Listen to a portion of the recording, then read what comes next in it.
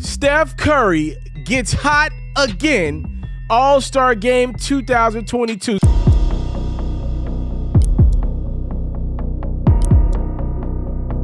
Steph Curry in the house over the NBA All-Star break with his daughter Riley, a very special relationship they have. Steph Curry had just finished training and was about to board a bus. Suddenly he noticed a 5-year-old girl alone, and what he did next had everyone talking for days. Steph Curry was walking down to where he parked his vehicle that evening. He had just finished his training at the San Francisco facility, wrapping up an intense session. The clock was already ticking toward 4 p.m. The training facility was mostly empty now, except for a few security guards and staff finishing up for the night. Steph made his way toward the parking lot, his hoodie pulled over his head. He approached his car under a street lamp. He fished his keys out of his pocket. He quickly unlocked the car, followed by the faint glow of its headlights. Steph set his bag down on the passenger side and took a deep breath. He reached for the ignition, pressing the start button. That's when something unusual happened. His vehicle, usually reliable, wouldn't start. He frowned, trying the ignition again, but the car only sputtered in protest. "Need a hand?" Draymond Green's familiar voice called out as he approached. "No, I'm good," Steph said, shaking his head with a grin. "I'll figure it out. Probably just needs a reset or something." "You go ahead." Draymond hesitated. "You sure? I can wait with you till a tow truck gets here or something." Steph waved him off. "I'm sure. I might just call Aisha or grab a bus for old time's sake. You know how it is?" Draymond raised an eyebrow, chuckling. "You want a bus? Now that's something I'd pay to see. Be safe though, man." After his teammate drove off, Steph leaned against the car, pulling out his phone. He was about to call for a ride when he paused. It had been years since he'd done anything like this, just blending into the city, walking through its streets like he used to with Aisha during their eat, learn, play events. Those moments had always grounded him, reminding him of the community he loved and the people who inspired him. Tonight felt like the perfect night to reconnect. Stuffing his phone into his pocket, Steph adjusted his hoodie and decided to walk. Every now and then, someone would do a double take, but his hood made him seem like any other San Franciscan enjoying the evening. After a few blocks, he reached a bus stop. A small group of people stood there. An older woman clutching her shopping bags, a young couple chatting quietly, and a teenage boy engrossed in his phone. The bus rumbled to a stop. Steph Curry adjusted the strap of his bag on his shoulder, stepping toward the open doors. The driver glanced at him briefly. As Steph reached for his transit card, ready to board, something caught his eye. Steph noticed a small figure near the back. At first, he couldn't quite make out the details through the shadowy interior, but something about the way the figure sat, so still and so quiet, caught his attention.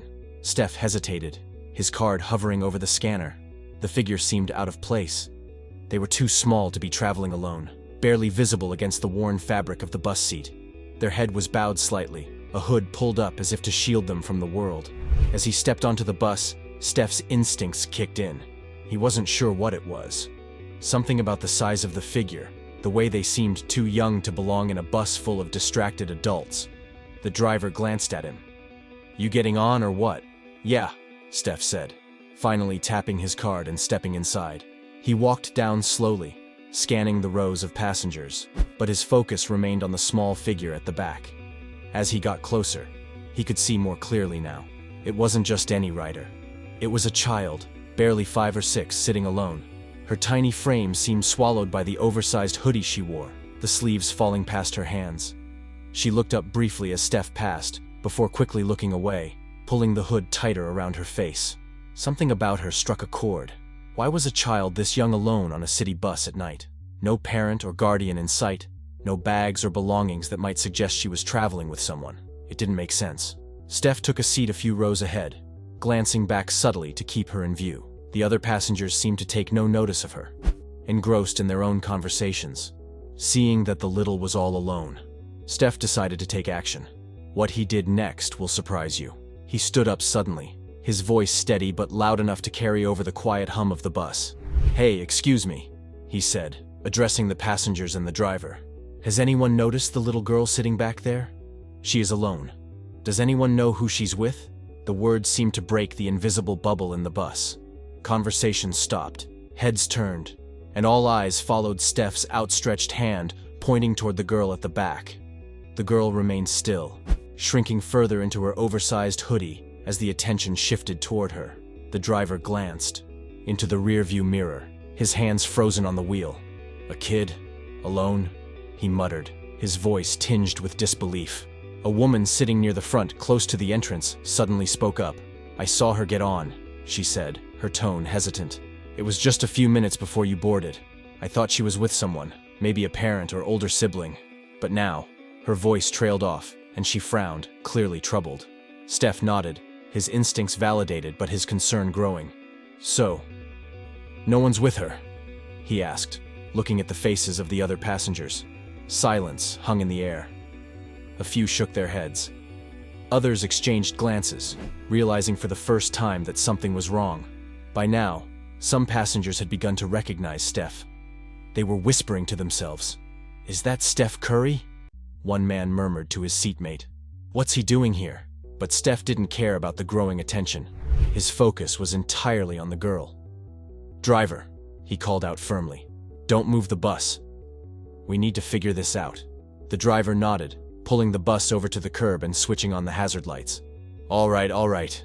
Let's figure out what's going on," he said, standing up from his seat. Steph approached the back cautiously, not wanting to scare the girl. He crouched slightly, his voice softening. "Hey there," he said gently. "Are you fine? Where's your mom or dad?" The girl didn't respond, her wide eyes darting between Steph and the other passengers. She clutched the edge of her hoodie, her small hands trembling. "It's all right," Steph said to her. "We're just trying to help. Do you know where you're going?" The woman who had spoken earlier chimed in again. "I think she got on alone, but I didn't really pay attention. I just assumed." She trailed off, guilt evident in her expression.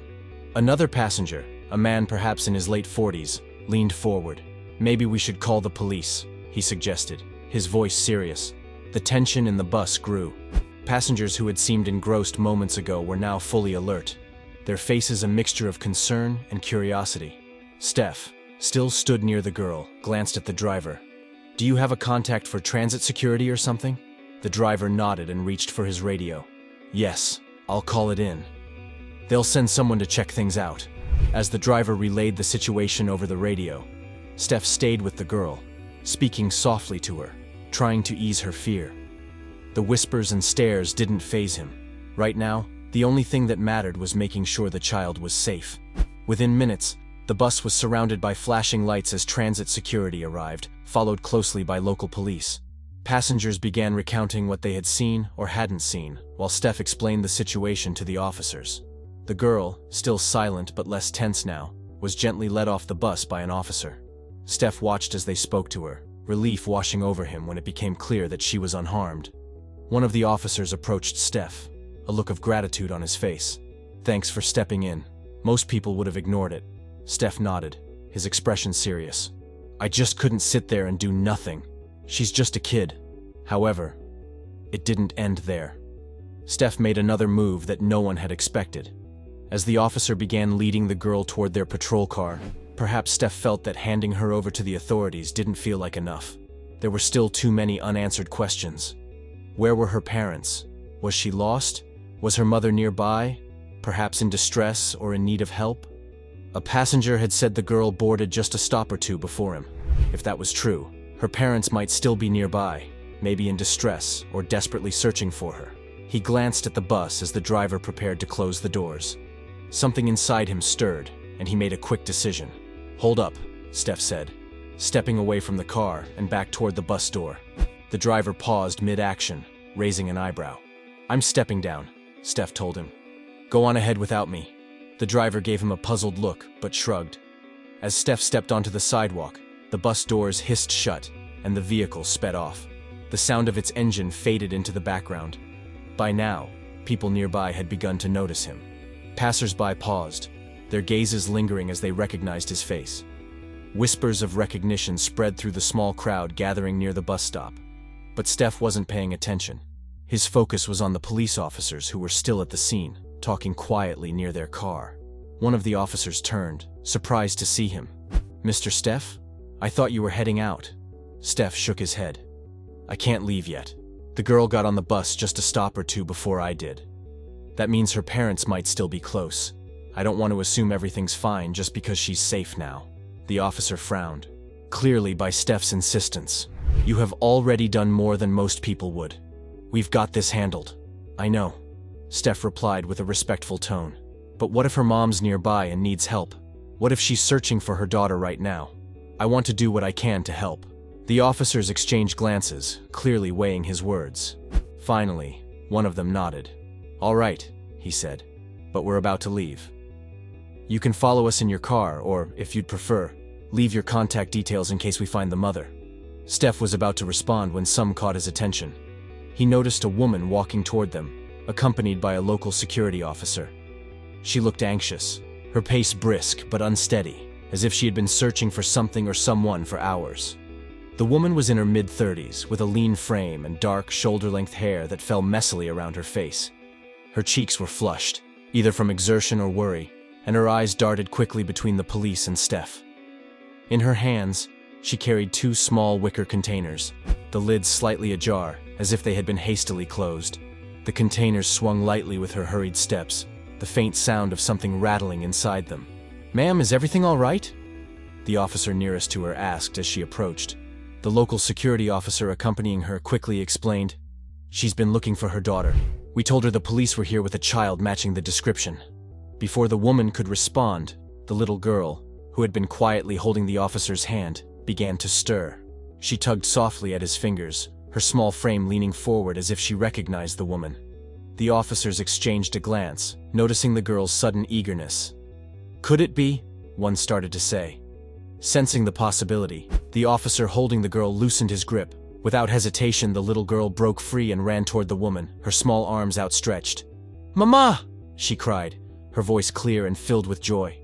The woman dropped the wicker containers, falling to her knees, as her daughter crashed into her embrace. Tears spilled down her cheeks as she held the child tightly, whispering words of comfort and relief. Steph watched the scene unfold, his heart lifting at the sight. The tension in the air dissolved as everyone present had breathed a collective sigh of relief.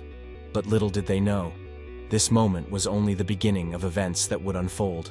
Keep watching to know the events that unfolded. The officer closest to the woman offered her a reassuring smile as she cradled her daughter. "Ma'am, it's good to see you reunited.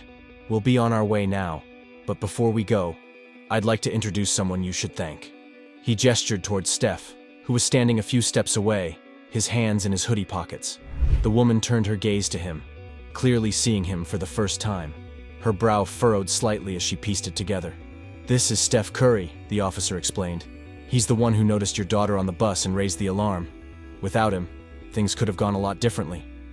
The woman blinked, her face a mixture of gratitude and surprise. She looked at Steph again, as if confirming for herself that it really was the NBA superstar standing in front of her. The officers gave a final nod before getting into their patrol car and driving off, leaving Steph and the woman alone. Steph glanced at his watch. It was 5:45 p.m. The evening had crept in quickly, but the glow of streetlights and storefronts kept the streets illuminated. He shifted his focus back to the woman, who was now looking at him intently, her expression softening with a wave of gratitude. "I can't believe this," she started, her voice trembling slightly. "Thank you so much, Mr. Steph. I don't even know how to thank you properly." Steph gave her a small, reassuring smile. "I'm just glad she is safe. That's what matters." The woman adjusted her grip on her daughter, who now clung to her side. "I don't know what I would have done if something had happened to her. I have been searching for her for over an hour. I never expected she'd get on a bus." Steph tilted his head slightly. "What happened? How'd she get away from you?" The woman sighed, brushing a stray strand of hair from her face. "I sell pastries at a stall nearby. I was helping a customer who came to buy a few things. I turned away for just a moment, and when I looked back, she was gone." She looked down at the little girl, her expression a mix of frustration and love. "This one loves buses. She's always pointing them out in her books at home, asking me to read about them. A couple of weeks ago, she even tried to climb onto one while we were out. I managed to stop her that time, but..." She trailed off, shaking her head. "I should have known better. I should have kept a closer eye on her." Steph listened intently, his gaze soft, but focused. He could hear the guilt in her voice and the exhaustion of someone juggling more than they could handle. "It's all right," he said gently. "You've got her back now. That's what matters." The woman nodded. "I can't thank you enough," she said again. Steph glanced at his watch once more. I should have been home by now, he admitted, a small chuckle escaping him. But before I go, can I ask? Why are you out here selling so late? Is everything good? The woman hesitated, clearly caught off guard by his question. The woman hesitated, clearly caught off guard by his question. Taking a deep breath, she began to explain. I'm out here selling because we need to make ends meet, she said, her voice steady but tinged with weariness. This is Jordan, my only daughter. She just turned 5. She glanced down at the little girl, who smiled faintly before resting her head against her mother's side. The woman continued, I have a husband, but he doesn't have a stable job right now. He used to work for a construction company, but... She paused, her expression clouding with frustration. He was laid off right after COVID-19 hit. They let a lot of people go, and he was one of them. Steph's brow furrowed, a wave of empathy washing over him. Since then, the woman added, he's been doing odd jobs. That's why I'm out here. I sell pastries during the day, but sometimes I stay late to make extra. Every little bit helps. Steph shifted slightly, his gaze softening as he glanced at Jordan. How about the kid? He asked gently. You said she's 5. Is she in school? The woman's face fell slightly. She was, she admitted, her voice barely above a whisper. We had her in a good school, but the fees became too much. We had to withdraw her last term. Now we're trying to save up so we can get her into a less expensive school. Steph nodded slowly, his eyes still on the little girl. She was watching him now, her big, curious eyes filled with innocence. What Steph did after her story would melt your heart. Steph nodded and said, All right, I'm going to get you some help. Jordan will go back to school. The woman's eyes widened, disbelief flashing across her face. Steph smiled faintly, a reassuring nod following his words. I also know people who can help your husband find a stable job. It's not easy out there, but I'll do what I can. Reaching into his pocket, Steph pulled out a sleek card. He handed it to her carefully. This has my office address on it, he explained. Come by this week. Let's talk more and figure out how we can make this work. The woman stared at the card as if it were a lifeline.